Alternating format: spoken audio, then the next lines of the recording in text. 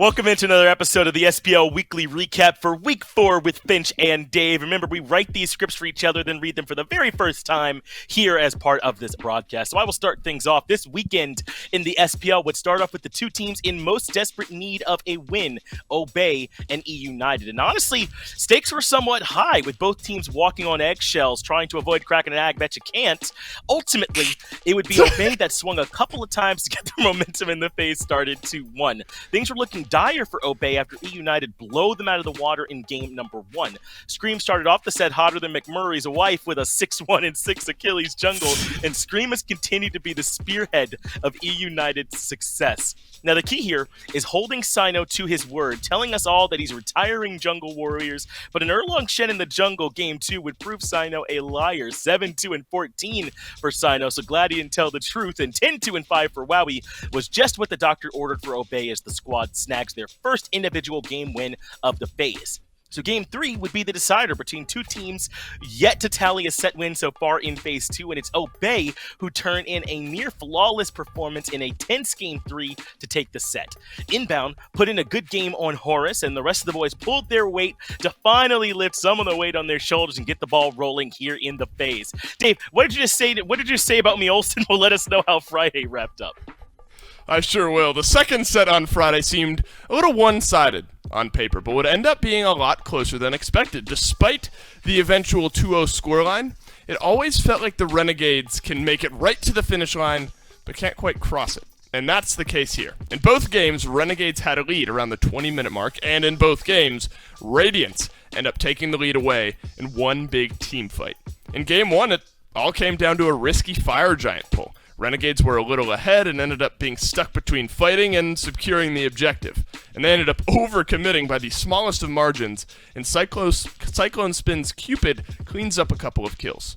Big Man Tings also gets a double, and Radiance turn those kills and the buff into an eventual win. Now, Game 2 is the same scenario, except this fight happened around the Gold Fury instead on the other side of the map. Renegades, with a small lead, try to pull the objective, but sometimes Big Man Tings just pops off. Radiance go to the FG after their 4-0 fight, win this set in 2, and we're on to Saturday. That's right, it is indeed time for Saturday, a day in which the top 4 SPL teams would all be in action, and it started with Ghost versus Sanguine. Ghost looked and were unbeatable coming into this set, not unlike Dolson's chair ads, except whatever 3-minute quiz monstrosity you put out the other day, Dave. They can't all be winners, I imagine. Yeah, Sanguine, on the other hand, were building up some momentum after a sluggish start to the phase, so this one was maybe most important for the Vamos crew.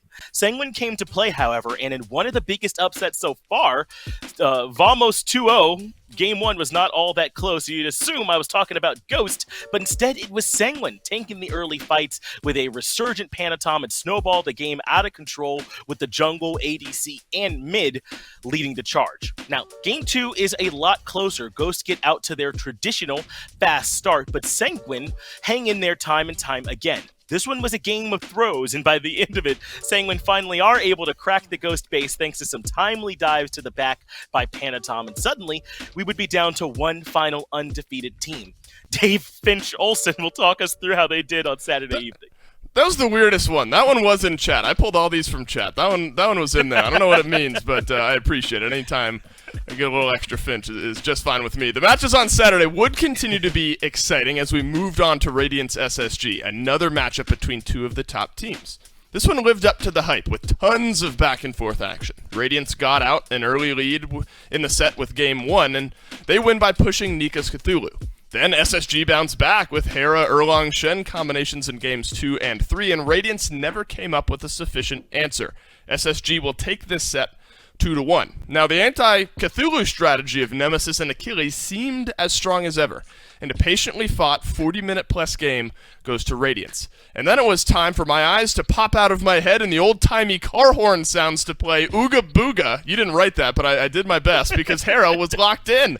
Oh, I might as well have said it out loud, seeing how that sentence finished there. Darda's controlled the game alongside Cherio's Erlong Shen, and suddenly we are on to Game 3. SSG played that same combo in the third game, but the difference maker was Raffer's support, Achilles. He got the execute double kill to end the game, and we're left with a 4-car pileup at the top of the standings. Maybe Sunday will provide some clarity. Yeah, so the final undefeated team falls on Saturday evening after all the top 4 teams play, and then with the final winless team rise from the ashes as well as the bottom half of the league played on Sunday. Renegade versus EUnited would answer that question, except while the Renegades won 2-1, this set maybe raised even more questions than it answered.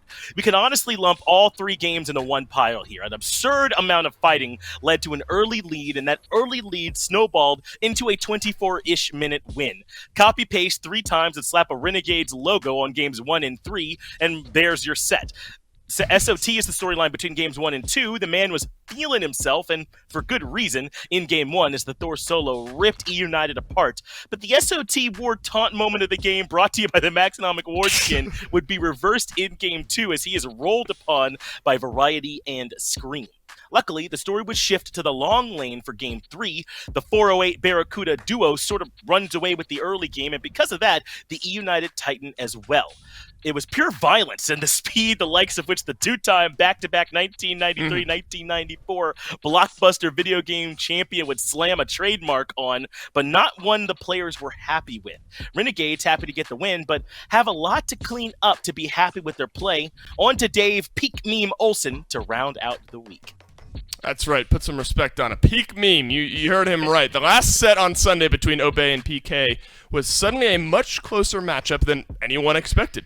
Obey had been improving, and PK seemed a little out of sync, but that would all change in a hurry.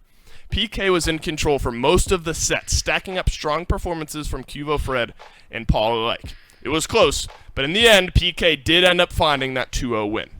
Obey's strategy this set revolved around Wolfie on raw mid and comboing the ultimate with reliable setup. For what it's worth, Wolfie did his job, a 747 KDA for the entire set. The only problem was finding those priority targets with that combo, and that's where Obey struggled.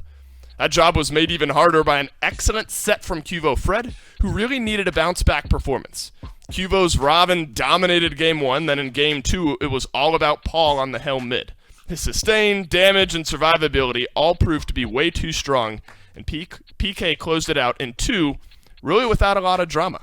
And they closed out the set and the week 2-0 in this case. That's week number 4 of Phase 2 of Season 7 of the SPL, as told by Finch and Dave and as written by Dave and Finch. It was a lot of fun to recap. Here's to watching week number 5.